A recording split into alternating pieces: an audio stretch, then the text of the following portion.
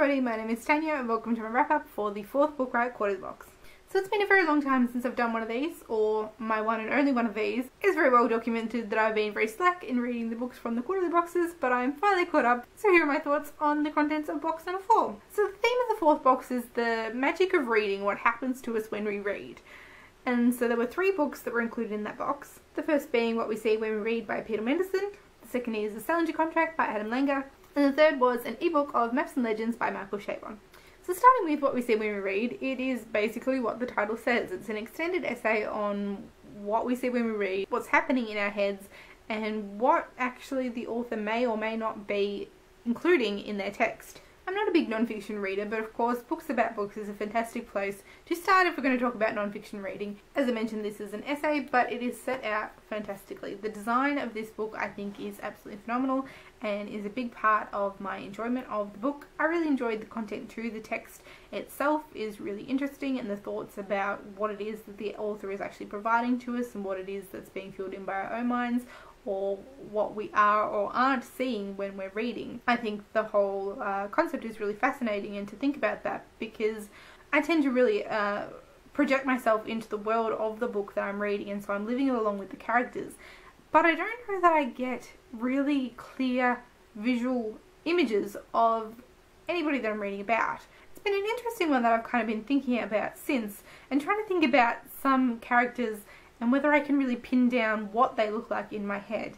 So we've got the ones that, of course, if you've seen a film, then you're going to be very directly influenced by that film when you're reading it. But for ones that don't have films, it's kind of hard. I feel like I do have a good grasp on what certain characters look like and that they feel like old friends to me.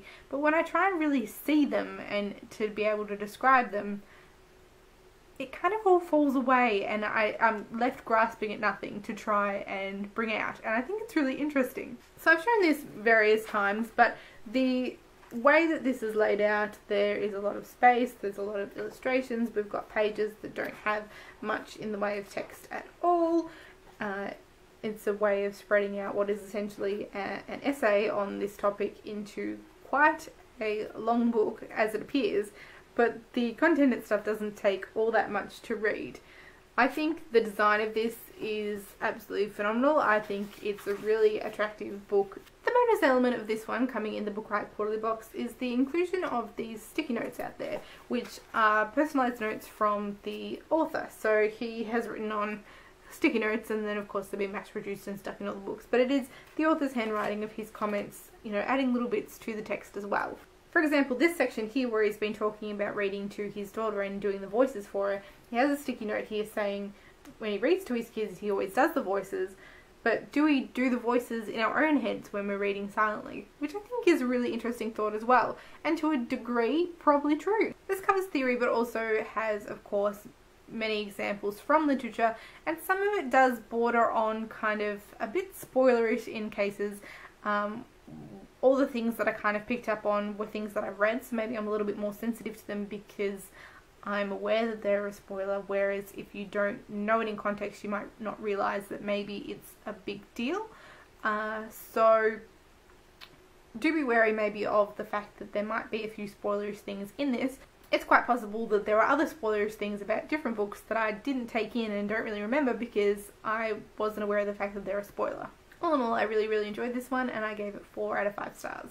Next up we have The Salinger Contract by Adam Langer, and this one is a novel. Or is it?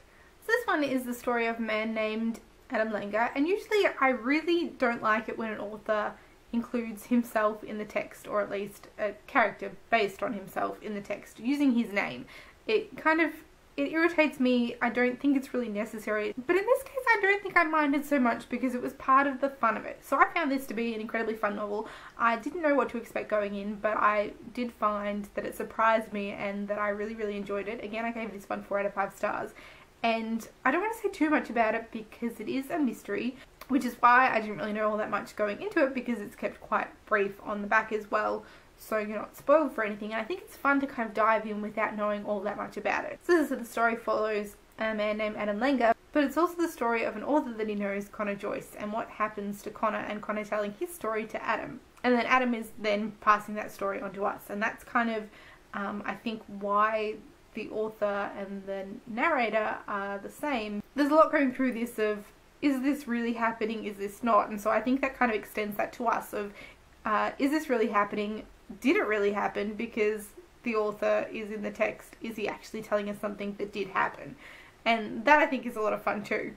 So the theme of this box was the magic of reading and the effect that reading has on us as readers, and that's kind of the key for what this mystery is. This is essentially about how books and reading affect the life of a certain character and the consequences that that has.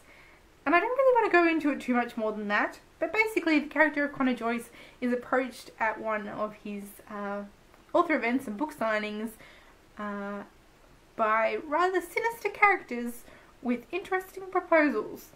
And then things go a little bit mad from there. So I found this quite fast paced, I found it a lot of fun. It's not necessarily a serious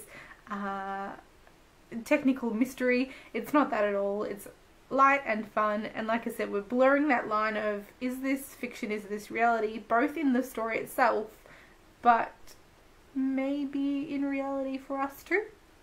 So I'd highly recommend this one if you're looking for a nice fun mystery with a literary bent. And then the third book was Maps and Legends by Michael Chabon, and this one is a series of 17 essays kind of in and around writing and reading.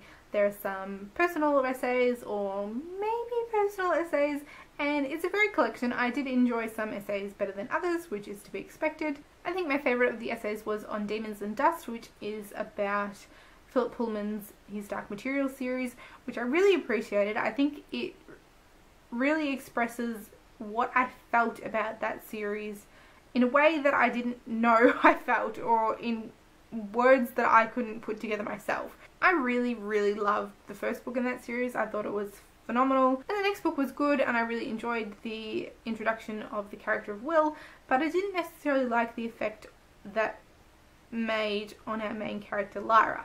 And I think Michael Chabon kind of expresses that really well and talks about it. There are things in the third book that I think I really need to reread that series, because I don't think I fully grasped it really. Like, so a lot of what he was expressing I was echoing, going, yes, that's exactly how I feel, even if I hadn't necessarily thought about it in those terms or would have been able to articulate it in that way myself.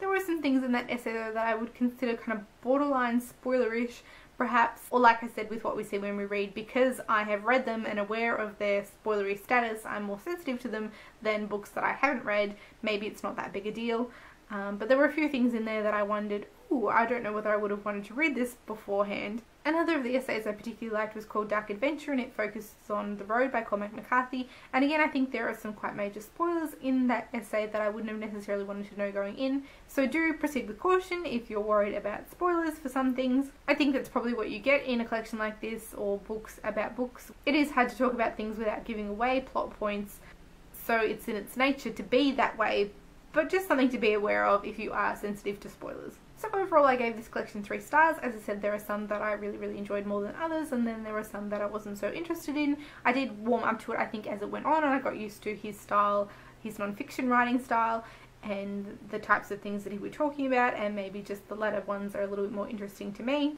So these were the 3 books that I read from the 4th Book Riot Quarterly Box. Looking at the magic of reading is always going to be a popular topic, but I think the books included in here were really interesting. If you've got any questions about these, or if there's anything you don't think I covered, please let me know in the comments, and I'd be more than happy to chat with you about them. And if you've read any of these ones, do let me know how you went. I'd be really interested to hear. As always, thank you all for watching, and I will see you next time. Bye!